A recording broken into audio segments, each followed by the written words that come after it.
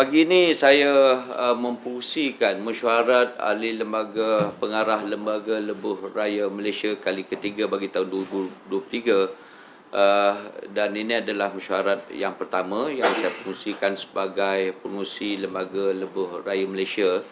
Saya mengambil kesempatan ini untuk mengucapkan terima kasih kepada Yang Amat Berhormat Perdana Menteri dan Yang Berhormat Menteri KKR kerana memberikan kepercayaan kepada saya untuk menerajui LLM sebagai pengurusi bermula pada 15 Jun yang baru ni. Dan saya bersama dengan ahli-ahli lembaga pengarah dan Datuk Ketua Pengarah berbincang panjang. Kami bincang panjang dalam mesyuarat pertama ini. Saya telah mendapatkan laporan daripada pegawai-pegawai, terutamanya Ketua Pengarah LLM berkaitan dengan perjalanan dan pengurusan LLM sekarang ni, terutamanya dalam soal isu yang berkaitan dengan keselamatan, isu yang berkaitan dengan kemalangan, termasuk juga isu yang berkaitan dengan program-program masa depan perancangan LLM yang akan dijalankan, yakni yang berkaitan dengan Open Payment System dan juga Multi-Lane Fast Flow MLFF yang bakal kita jalankan. Yang keduanya ialah kita juga bincang soal yang berkaitan dengan statistik kemalangan. Ya. Kita sudah dapati bahawa mengikut statistik kita bermula daripada bulan Januari sehingga Mei 2023, sebanyak 285 kematian akibat daripada kemalangan di seluruh lebuh raya di bawah pengawasan LLM. Ini adalah merupakan satu angka yang agak membimbangkan, dan daripada angka ini peratusan tertinggi adalah pengguna motosikal yang terlibat kemalangan di semua lebuh raya di bawah pengawasan LLM. Untuk itu saya sudah menekankan kepada ahli-ahli lembaga pengarah, terutamanya kepada pengurusan tertinggi LLM, supaya memberikan perhatian sepenuhnya kepada penambahbaikan berkaitan dengan pengguna-pengguna ataupun kepada penunggang motosikal.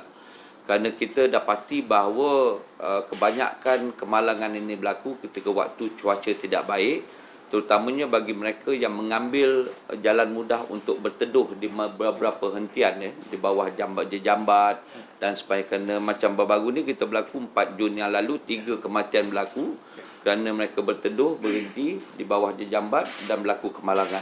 Jadi kerana itu kita akan minta pihak konsesi supaya mengkaji semula semua motorcycle shelter ini untuk kita tambah baik di beberapa spot lebuh raya ini, dan kita fikirkan di mana yang sesuai untuk kita menambah lagi motorcycle shelter ni, dan laluan motosikal di beberapa laluan motosikal di yang menghadapi kepada toll post ini.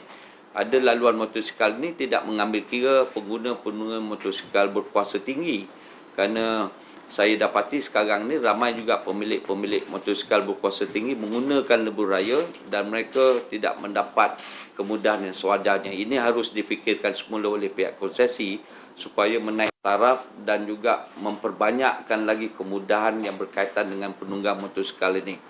Yang ketiganya ialah kita juga berbincang soal yang berkaitan dengan keselamatan dan juga orang kata peningkatan naik taraf kemudahan pengguna lebuh raya di semua kawasan ruang rehat R&R kita, ruang dan rehat rawat dan rehat kita di semua laluan lebuh raya, untuk lihat semula dalam soal keselamatan, dalam soal kebersihan, terutamanya dalam soal kawalan CCTV kita dan juga pencahayaan di semua kawasan ini, untuk kita teliti semula bagi kemudahan dan keselamatan pengguna lebuh raya. Ini adalah penting kerana berasaskan kepada apa yang kita gariskan oleh Yang Amat Berhormat Perdana Menteri, khususnya dalam Malaysia Madani ini. Perkara-perkara ini harus tidak boleh tidak untuk kita laksanakan secepat mungkin, ya. Dan yang akhir sekali ialah saya juga telah melawat pusat kawalan trafik, dan kita juga dapati bahawa penggunaan CCTV ini adalah merupakan sebahagian daripada kaedah yang boleh diguna pakai bagi mengawal dan juga memastikan keselamatan dan juga kesesakan jalan raya, terutamanya waktu-waktu puncak ini dapat kita atasi ataupun dapat kita buat beberapa pendekatan untuk penyelesaian kepada kesesakan lalu lintas terutamanya lebuh raya ketika waktu-waktu perayaan dan sebagainya. Seperti biasa, bila waktu-waktu bukan saja waktu perayaan tertentu, apatah lagi kita bakal menghadapi perayaan Aidil-Adha pada penghujung bulan ini dan waktu-waktu penghujung minggu, tentunya kesesakan ini adalah merupakan satu perkara yang biasa kepada pengguna jalan raya dan mendatangkan masalah kepada pengguna lebuh raya ini. Jadi seperti biasa kita akan, yang pertama sekali pihak LLM akan lihat bagaimana boleh untuk memastikan supaya penyuraian trafik ini dapat kita jalankan dari masa ke semasa. Terutamanya ada beberapa cadangan dan pendekatan yang saya akan lihat bersama dengan pegawai-pegawai LLM untuk membolehkan kita membuat beberapa pendekatan untuk penyuraian trafik untuk sedikit sebanyak membantu dalam soal yang berkaitan dengan kesesakan ini.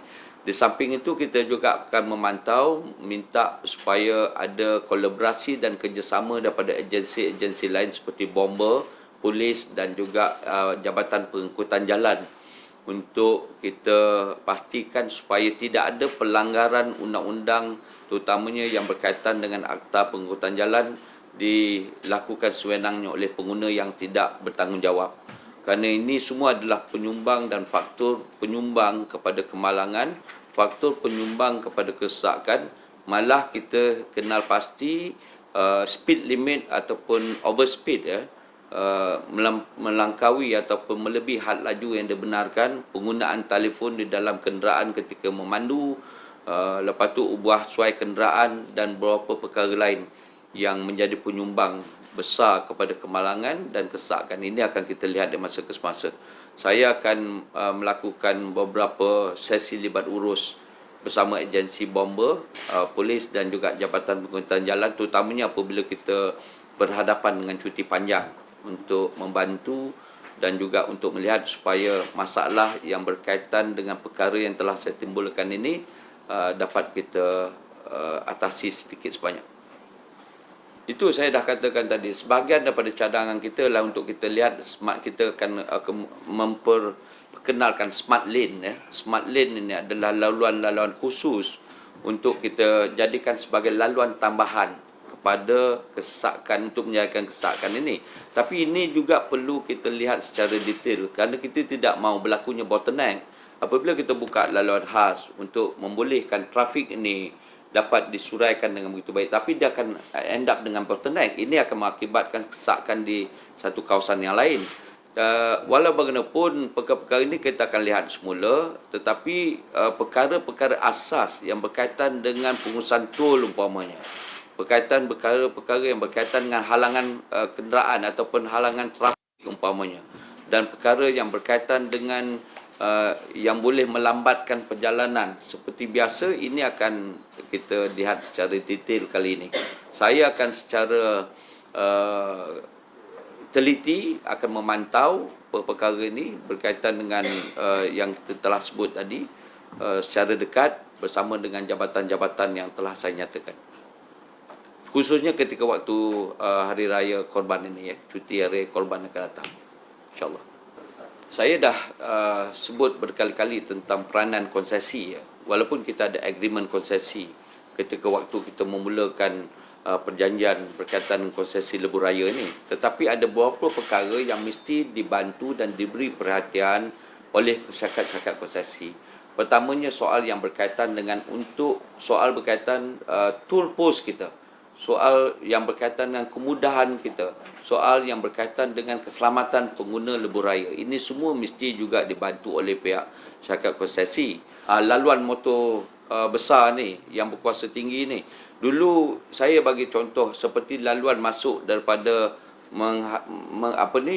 yang heading to Penang Toll ataupun Ipoh Toll. Laluan motosikal tu tidak sesuai digunakan sebagai laluan yang selamat oleh pengguna motosikal berkuasa tinggi. Jadi ini mesti dilihat semula dan mesti diperbaiki dan dinaik taraf oleh pihak konsesi yang berkenaan. Kerana apabila ini berlaku, maka kemungkinan untuk berlakunya kemalangan di kawasan berkenaan sangat besar. Itu yang pertama. Yang keduanya, soal yang berkaitan dengan ruang dan tempat rehat bagi penunggang motosikal ini. Tempat hentian mereka, the motorcycle shelter ini, ataupun tempat ruang untuk mereka berhenti ketika cuaca buruk. Ini juga mesti dilihat oleh pihak syarikat konsesi. Saya akan bersama dengan ketua pengarah, kita akan panggil dan juga mengadakan sesi libat urus dengan syarikat-syarikat ini untuk kita beri perhatian kepada perkara-perkara yang telah saya sebutkan, terutamanya bagi penunggang motosikal. Kerana ini dah kita kena pasti penyumbang kepada kemalangan dan juga menyumbang kepada jumlah kematian yang paling besar ialah daripada penunggang motosikal. Sebenarnya bila kita menghadapi masalah kapasiti, mana bila kenderaan terlampau banyak, salah satu cara untuk mendapatkan kapasiti tambahan adalah menggunakan lorong kecemasan. Secara kontrol, kita memberikan laluan itu dan benda ini telah pun dibuat dalam beberapa siri hari orang kata perayaan yang sebelum ini, dan kita melihat ada yang positif lah. Cumanya sebagaimana yang kata Datuk Seri Pengurusi LM tadi, kena diperhalusi di tempat-tempat yang mungkin akan bertemu balik untuk kita melihat bagaimana kita nak manage bottleneck ini. Jadi yang pentingnya sekarang ni untuk dapatkan kapasiti tambahan, kalau kita lihat di Kuala Lumpur pun kita akan mengambil kontraflow yang di sebelah sana itu mengikut keutamaan yang mana yang trafik yang tinggi. Jadi pendekatan yang sama kita lihat benda ini boleh dibuat dalam masa yang singkat, tidak memerlukan belanja yang tinggi untuk memberi keutamaan kepada laluan yang trafiknya lebih tinggi. Ya. Sebagai tambahan, saya sebut tadi pasal smart lane ni adalah kita di kawasan-kawasan dan lokaliti yang kita kena pasti yang tidak mendatangkan masalah trafik yang lain. Seperti contoh saya kata, kalau kita buka smart lane, gunakan laluan kecemasan, tetapi dia akan bottleneck di depan, tu kita tak buat. Ada beberapa laluan, contohnya selepas Tol Gombak umpamanya, ada laluan yang panjang dan smart lane itu, laluan kecemasan itu mungkin bagi tempoh-tempoh tertentu. Mungkin bagi tempoh ketika waktu puncak, kita akan buka laluan itu untuk kegunaan kenderaan bagi kita suraikan trafik itu cepat. Dan satu lagi laluan kontra. Laluan kontra ni juga waktu puncak. Katalah bermulanya cuti hujung minggu pada Jumaat umpamanya. Bermula jam sebagai contoh, bermula waktu puncak pukul 4 petang sehingga pukul 8 malam, kita akan buka laluan kontra untuk lepaskan trafik ni supaya dapat kita keluarkan cepat daripada kesesakan ini. Dan ini juga konsep yang sama kita akan gunakan apabila waktu mereka kembali semula ke ibu kota dan sebagainya. Ini adalah konsep dan understanding yang bakal kita perkenalkan kali inilah. Kan itu saya sebut tadi, pihak LM akan kena pasti beberapa laluan yang sesuai untuk kita lakukan pendekatan plan jangka pendek yang telah saya nyatakan. Ya, dalam tempoh ni cuti kita akan menghadapi cuti raya haji ni, dan ada beberapa tempat dan juga spot ataupun lokasi yang kita akan buat laluan kontra. Ya. Kita dah kenal pasti.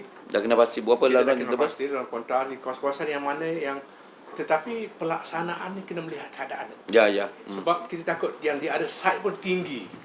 Jadi kita buat. Dia laluan kontra ni maknanya ialah laluan yang sesak menghala kepada sesuatu arah. Macam di Kuala Lumpur kita dah buat banyak dah laluan kontra. Ya. Yang ni kita nak buat laluan kontra di Lebuh Raya ya.